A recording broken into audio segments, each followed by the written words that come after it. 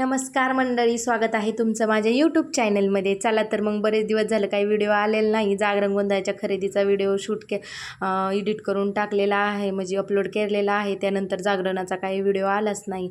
मग काय मोबाईल माझा खूप हँग होत आहे व्हिडिओ आणि फोटोजनी, त्याच्यामुळे त्यातले फोटो सगळे लॅपटॉपमध्ये घेतले आणि आता मग व्हिडिओ बनवले. चला तर मग मस्त अशी जागरण गोंधळाची तयारी करायची होती. सकाळी लवकर उठलो, पोळ्याचा नैवेद्याचा स्वयंपाक वगैरे केला आणि मग नंतर ना आम्ही निघालो. आमची गाडी एक आणि माझ्या मावशीचा पिकअप होता, असं दोन.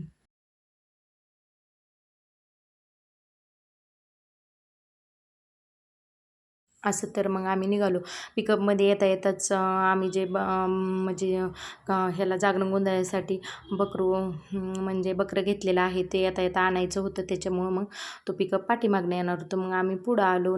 पुढं आल्यानंतर देवाला स्नान वगैरे घालायचं होतं. मग नदी काठावरती जावं लागतं, तिकडं आम्ही गेलो आणि देवाला दोघांनी मिळून देवाला स्नान वगैरे घातलं आणि नंतरनं तिथं देवाची देवपूजा, देव स्वच्छ धुवून पुसून घेतले आणि देवाची पूजा करायची होती. ह्या आहेत माझ्या जाऊबाईंच्या मम्मी, तर त्या आम्हाला सगळं सांगत होत्या कसं कसं करायचं. कारण का कोणीतरी शाणं सुरतं मोठं माणूस पाहिजे ना, म्हणून त्यांना आमच्यासोबत पाठवलं होतं. कारण का आम्हाला काही माहीत नाही आहे आणि जागरण गोंधळ पण पहिल्यांदाच आहे आणि कोणाचं पाहिलेलं पण नाही, त्याच्यामुळं काय अनुभव पण नाही आहे. आणि मोठ्यांचा जास्त अनुभव असतो, त्यामुळे सोबत मोठं लागतंच कोणीतरी. मग काय त्या सगळं सांगत होत्या कसं कसं करायचं. मग त्यांनी सांगितलं तसं पूजा वगैरे केली, फुलं वगैरे वाहिली आणि ते देव घेऊन आम्ही परत मग मंदिराच्या दिशेने निघालो. मग मंदिराकडे जाताना बघा किती मस्त व्ह्यू दिसत आहे, मग झाडी वगैरे, बिल्डिंग. आणि नंतर माझ्या मिस्टरांच्या आत्याचा नातू होतं, त्याला छोटाच होता बरं का, त्याला उलटी आल्यासारखं होतं. तो पिशवी दिली की तो म्हणायचा नाही उलटी गेली माझी, आणि पिशवी नसेल तेव्हा म्हणायचा उलटी आली आली आली. त्यांनी बरंच हसवलं बरं का. मग नंतरनं काय जेजुरीच्या एकदम खाली असं निवांत वातावरणाच्या तिथे आमचा हॉल घेतलेला होता. मग आलो हॉलच्या तिथे आणि मग नंतर सामान वगैरे गाडीतलं सगळं बाहेर काढलं आणि त्या काकांना तिथं विचारलं तर काय काय करायचं कसं कसं. मग त्यांनी सांगितलं तुमचं बकरू आल्याच्या नंतरनं तुम्हाला त्या बकऱ्याला भंडारा वगैरे लावायचा, नंतरच नैवेद्य घेऊन वरती जायचं. मग काय, मग सगळं सामान घेऊन आम्ही बसलो निवांत आणि मग थोड्या वेळाने पिकअप आला. कारण का बकरू त्याच्यामध्ये होतं, त्याच्यामुळं आम्हाला पुढे काही जाता येत नव्हतं. मग ते बकरू वगैरे खाली घेतलं आणि सगळेजण निवांत खाली उतरले, पाणी वगैरे पिले. मग आम्ही तोपर्यंत त्या बकऱ्याला भंडारा वगैरे वाहिला, त्याची पूजा केली आणि त्यानंतरनं नैवेद्य वगैरे भरून दिले आणि नैवेद्य घेऊन आम्ही मंदिराकडे गेलो. मंदिर तिथून बरेच लांब होतं बरं का. आपला हॉल हा निवांत ठिकाणी चांगला एकदम मोकळ्या वातावरणात मस्त असा होता. मस्त तिथं आंब्याचं झाड वगैरे होतं, त्यामुळे छान वाटत होतं.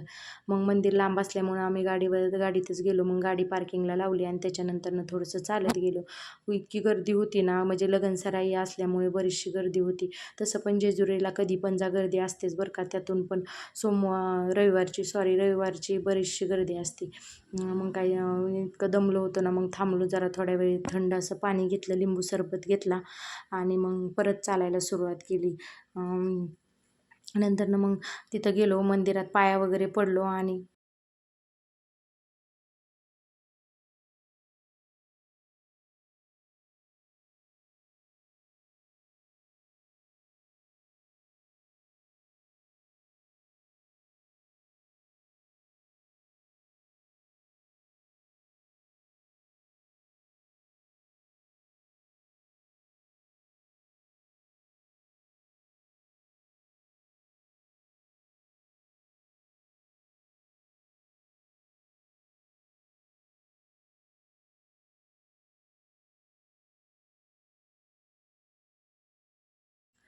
पाया वगैरे पडून झाल्याच्या नंतरनं तळी उचलतात. मग त्या काकांनी आम्हाला तळी उचलण्यासाठी नेले.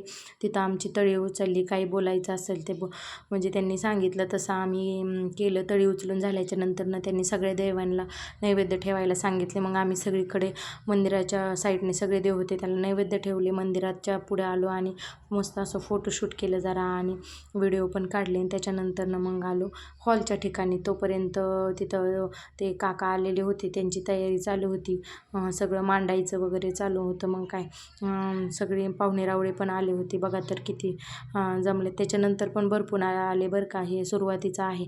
सगळ्या बायका वगैरे सगळ्या हॉलमध्ये बसल्या होत्या आणि पुरुष लोक सगळे बाहेर झाडाखाली मस्त अशा थंड हवेत बसली होती. मग काय काकांची सगळी पूजेची तयारी झाली. चला तर मग पुढचा व्हिडिओ नंतरच्या पार्टमध्ये दाखवते.